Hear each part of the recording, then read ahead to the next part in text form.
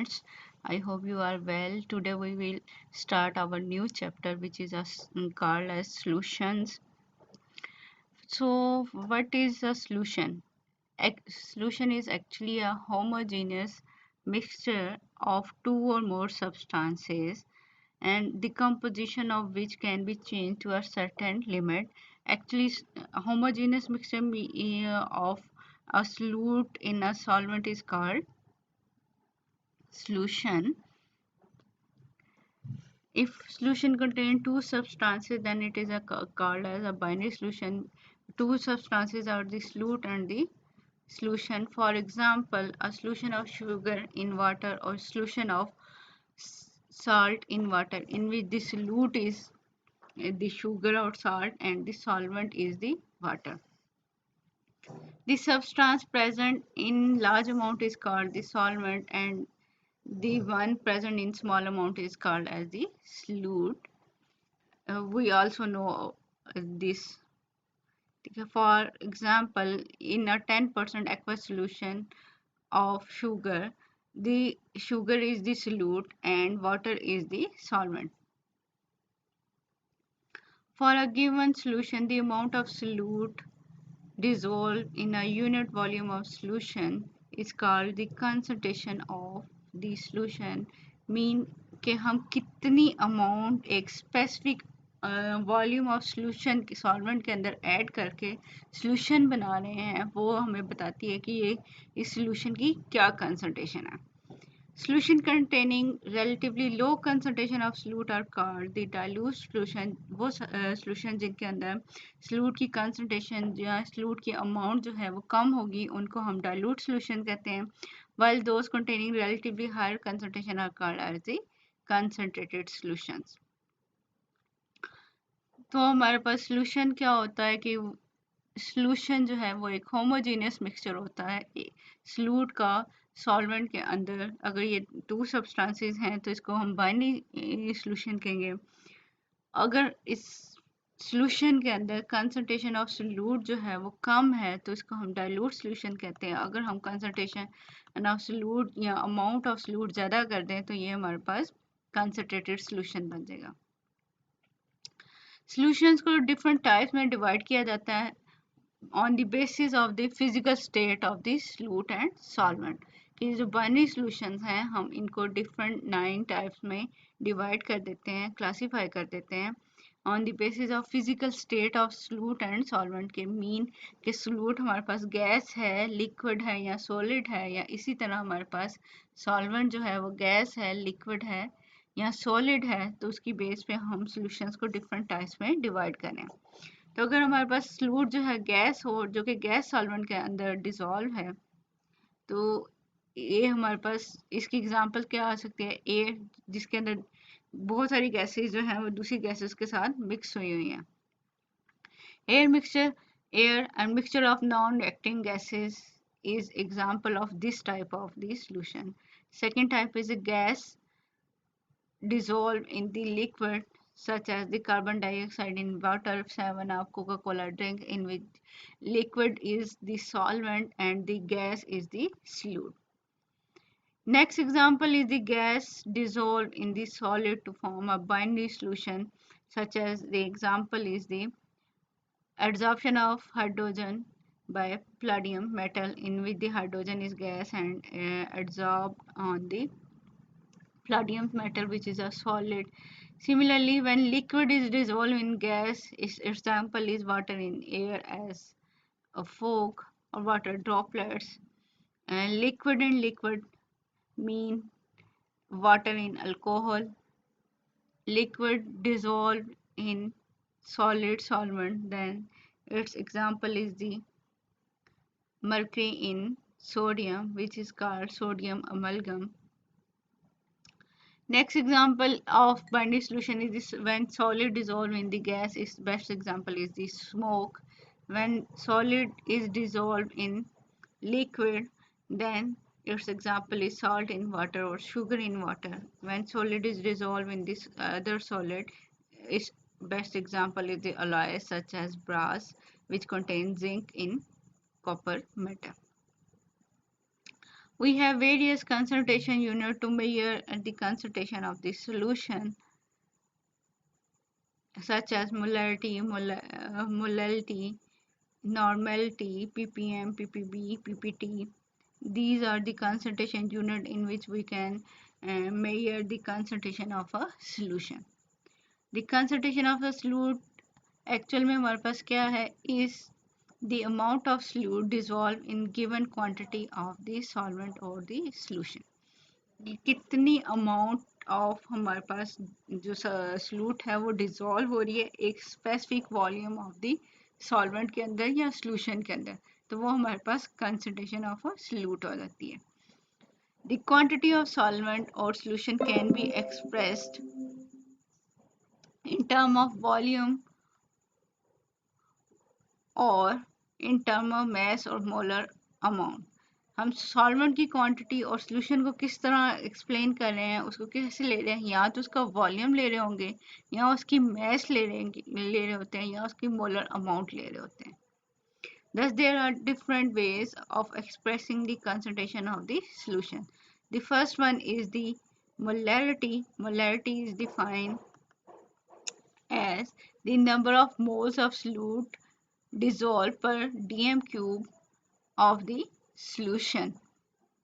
Molarity को हम capital M से रिप्रेजेंट करते हैं, और ये हमारे पास क्या होती है कि सॉल्यूट्स के कितने नंबर ऑफ मोल्स हैं पर dm cube of solution mean litre of the solution. तो वहाँ से हमें पता चल जाएगा कि उस सब्सटेंस की कितनी मोलैरिटी है. और मोल्स आपको पता है कि हम निकाल सकते हैं कि अगर किसी भी सब्सटेंस की मैस लें, उसको ग्राम में मेजर करें और डिवाइड कर दें उससे उसके मॉलिक्यूलर वेट को, जो कि ग्राम पर मोल होता है, तो वहाँ से हम number of mole of solute निकाल सकते हैं. और जितना हमारे पास सॉल्वेंट होता है हम उसको लेके उसके जो सॉल्यूशन की का वॉल्यूम है वो ले लें, उसे डिवाइड कर दें, तो हमारे पास मोलैरिटी आ जाती है. सेकंड टर्म हमारे पास क्या है, मोलैलिटी, जो कि जिसको हम स्मॉल m से रिप्रेजेंट करते हैं.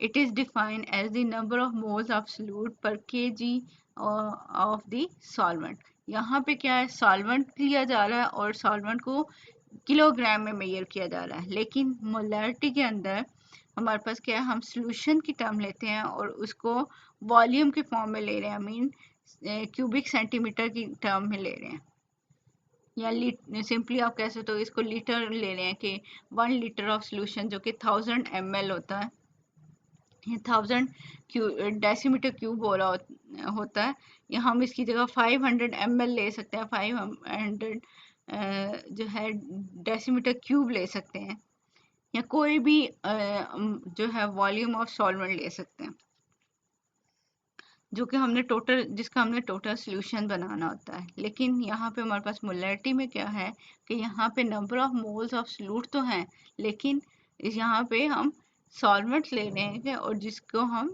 मैस की फॉर्म में ले रहे हैं, जिसको किलोग्राम ऑफ द सॉल्वेंट ले रहे हैं. For example 1 mole of glucose dissolved in 500 gram of water gives 2 molar solution of glucose. कि अब हमने तो हमने ये कि मोल ऑफ ग्लूकोज कैसे निकाले, हमने मैस हमें मालूम है 180 ग्राम जो है हमने मैस ली है, और ग्लूकोज का मॉलिक्यूलर वेट भी हमारे पास क्या होता है 180 ग्राम. तो पहले हमने मोल कैसे निकाले कि 180 ग्राम डिवाइडेड बाय 180 ग्राम पर मोल, जिसकी वजह से ये हमारे पास क्या आ गया 1 मोल ऑफ दी सॉल्यूट आ गया, 1 मोल ऑफ ग्लूकोज आ गया, जिसको हमने 500 ग्राम ऑफ वाटर में डिसॉल्व कर रहे हैं. तो ये हमें कितने मोलर सॉल्यूशन दे रहा है, ये हमें 2 मोलर सॉल्यूशन दे रहा है of glucose. The difference between the definition of molarity and molarity is that the molarity is defined in term of volume of solution, whereas molarity is defined in term of mass of the solvent. Molarity में हमने क्या किया था कि volume of solution लिया था, और जो हम मोलैरिटी में ले रहे हैं वो हमारे पास क्या है, mass of solvent.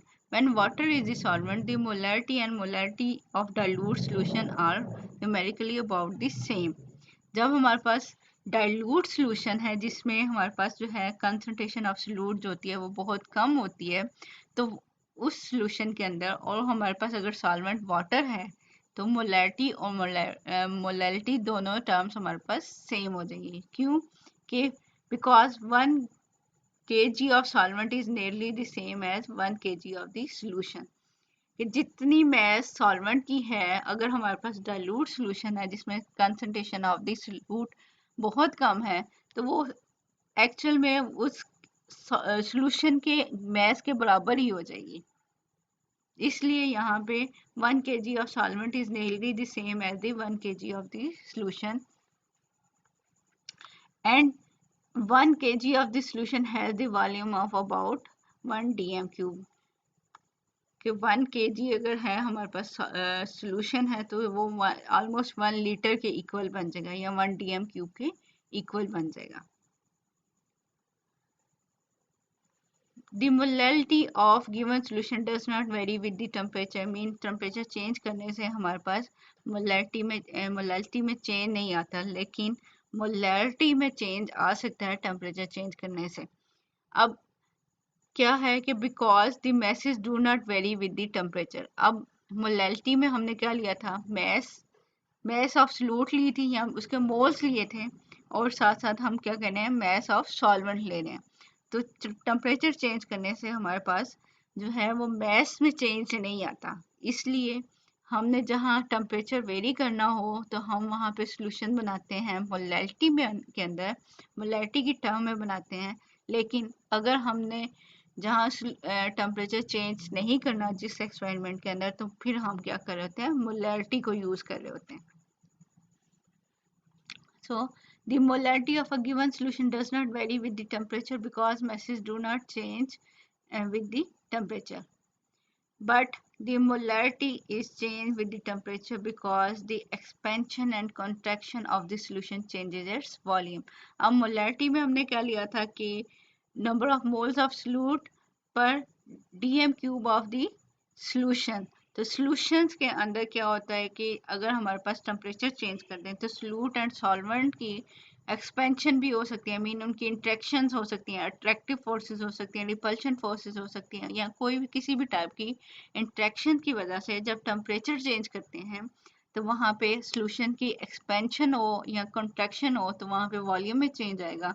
तो इसलिए हम कहते हैं कि मोलैलिटी के अंदर टेम्परेचर चेंज करने से वॉल्यूम में चेंज आ रहा होता है। That's why molality is used as a concentration unit when the solution is to be studied over a wide range of temperature। कि हमने जब टेम्परेचर को चेंज करना है तो हम मोलैलिटी को यूज करेंगे, अदरवाइज हम मोलैलिटी यूज करेंगे। Another concentration unit is mass percentage, or ppm or ppb। First one, we see the mass percentage. It is the mass of solute dissolved per 100 parts by mass of the solution। कि कितनी amount, कितनी mass हम किसी भी solute की ले रहे हैं जो कि कोई टोटल solution बनाने के लिए यूज हो रहा है, जितने वॉल्यूम वो आ गया, और उसको मल्टीप्लाई कर दें 100 ताकि वो परसेंटेज में हमारे पास solution आ जाएगा। तो mass percent of solute is equal to mass of solute in solution or total mass of the solution multiply by 100। ये हम mass by वॉल्यूम भी कर सकते हैं, वॉल्यूम बाय वॉल्यूम भी कर सकते हैं, mass by weight भी कर सकते हैं। डिफरेंट कंसंट्रेशन हम यहाँ पे यूज कर सकते हैं कि हमारे पास solute अगर मैस की फॉर्म में है, मीन वेट की फॉर्म में, तो टोटल मैस ले रहे हैं, वेट ऑफ सॉल्यूशन ले रहे हैं, या वॉल्यूम ऑफ सॉल्यूशन ले रहे हैं, तो इसकी बेस पे हम इसको डिफरेंट वे में कैरेक्टराइज कर सकते हैं। A solution of hydrochloric acid which contain 30% HCl by mass contain 30 gram of HCl for each 100 gram of the solution। अगर हम कहें कि हमारे पास 30 ग्राम ऑफ HCl है, जो कि टोटल मास ऑफ सोल्यूशन क्या है 100 ग्राम। तो जब इसको मल्टीप्लाई करेंगे 100 से तो 100 कैंसिल आउट हो जाएगा डिनोमिनेटर में। तो इसका मतलब है कि ये 30% सोल्यूशन जो है वो हमारे पास HCl का ऑब्टेन कर लेंगे हम। तो इस तरह हमारे पास क्या है मास परसेंटेज कंसंट्रेशन है जिसकी वे से जिस तरह हम डिफरेंट सॉल्यूशन बना सकते हैं। इसी तरह हमारे पास क्या है पार्ट्स पर मिलियन, जिसको हम ppm कहते हैं।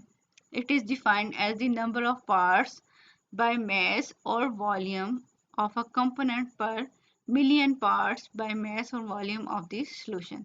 ये हम जब हमने बहुत सेंसिटिव वर्क करना हो, बहुत स्मॉल अमाउंट में हमने सॉल्यूट लेना हो, तो वहाँ पे हम पार्ट्स पर मिलियन लेते हैं कि कोई एक पार्ट 10⁻⁶ जो है पार्ट्स के अंदर में से कोई एक पार्ट है, या जितनी अमाउंट हम ले रहे हैं। मीन वेरी डाइल्यूट सॉल्यूशन जब हमने बनाने होते हैं तो हम इसको जो है पार्ट्स पर मिलियन की टर्म यूज कर लेते हैं।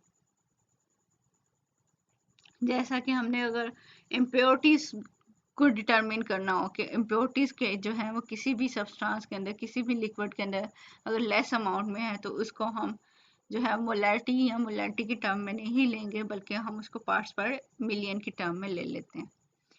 पार्ट्स पर मिलियन क्या होता है कि मास ऑफ सॉल्यूट और mass of component in solution, total mass of the solution multiply by 10⁻⁶। This is for the ppm। Actually, this is the mass of this component in solution divided by total mass of the solution, and in the denominator it goes to 10⁻⁶. So then it converted into upward, and it formed 10⁻⁶, which is called the parts per million. A solution whose solute concentration in 1 ppm mean it contains 1 gram of solute for each million 10⁻⁶ gram of the solution। कि 1 ppm का मतलब क्या है कि अगर हमारे पास 1 ग्राम solute है, वो हमारे पास 10⁻⁶ ग्राम ऑफ द सॉल्यूशन के अंदर डिसॉल्व हुआ है, तो इसका मतलब है कि ये हमारे पास वेरी डाइल्यूट सॉल्यूशन होगा। या अगर हम क्या करें कि अब आपको पता है 1 ग्राम के अंदर जो है वो 1000 मिलीग्राम होते हैं।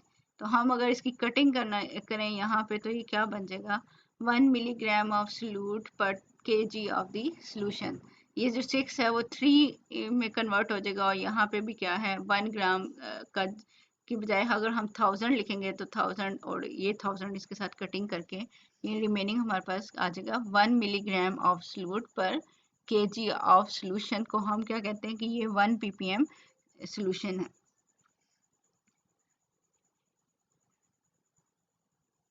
Because the density of water is about 1 gram per cubic centimeter, so the 1 kg of dilute aqueous solution will have the volume very close to 1 dm। क्यों हमने ऊपर भी बात की कि अगर हमारे पास dilute solution है तो वहाँ पे क्या है कि जो सॉल्वेंट और सॉल्यूशन की जब हमारे पास मास बराबर हो रही है, तो वो हमारे पास क्या हो सकता है कि वो 1 kg of dilute aqua solution जो है उसकी मास जो है वो 1 dm³ के इक्वल हो सकती है। तो इसलिए हम क्या कह रहे हैं कि 1 ppm also correspond to 1 milligram of solute per dm³ of the solution। कि चाहे हम उसको kg की में ले लें या फिर हम उसको सॉल्यूशन की टर्म में dm³ में ले लें, तो वो ये हमारे पास 1 ppm बन जाएगा हमारे पास के 1 मिलीग्राम ऑफ सॉल्यूट पर dm³ of the solution. Example given is the arsenic, which is a toxic metal in drinking water. The acceptable maximum concentration of toxic or carcinogenic substances are often expressed in ppm।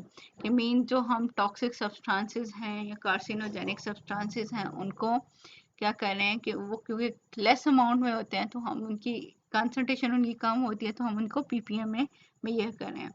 For example, the maximum allowable concentration of arsenic in drinking water is 0.05 ppm, that is 0.05 milligram of arsenic per dm³ of the water। कि ये 0.05 ppm का मतलब क्या है कि ये इतनी हमारे पास, अब यहाँ पे क्या आ जाएगा 0.05 milligram of arsenic per dm cube of the solution is called that concentration of the arsenic in the drinking water. Similarly, one term is parts per billion, mean this solution is 1000 times more diluted than the parts per million solution. Solution which are very dilute, for that solution ppb is used, which is the parts per billion concentration. A concentration of 1 ppb represent a 1 gram of solute per billion gram of the solution. Billion mean 10 raised to power 9 gram of the solution. अगर हम इसकी cutting करें तो ये क्या बन जाएगा 1 ग्राम, इधर क्या आ जाएगा कि अगर हम इसको माइक्रोग्राम में ले लें तो इसका मतलब है 10 raised to power 6 है, और यहाँ से अगर 10 raised to power 6 यहाँ से कटिंग हो जाएगी तो यहाँ क्या रह जाएगा 10 raised to power 3। तो इसकी वजह से हम क्या कह सकते हैं कि यहाँ या तो हम इसको 1 ppb को रिप्रेजेंट कर दें 1 gram of solute per billion gram of the solution, यहाँ पर हम इसको कैसे कर सकते हैं 1 microgram of solute per dm cube of the solution. अब माइक्रोग्राम क्यों आया कि यहाँ पे 1 gram contain 10 raised to power 6 microgram of solute, और यहाँ पे क्या जब ऊपर भी 10 raised to power 6 आ जाएगा और नीचे हमारे पास क्या है 10 raised to power 9 आएगा, तो उसकी आपस में कटिंग की वजह से हमारे पास क्या आ गया कि 10 raised to power 3 आ गया, जो कि 1 dm cube of the solution के इक्वल आ जाता है। तो हम यहाँ पे यूनिट्स को कन्वर्ट कर सकते हैं। Thus the allowable concentration of arsenic in water can be expressed as 50 ppb, mean 50 microgram of the solute is present per dm cube of the solution. Another concentration term is the mole fraction, which is represented by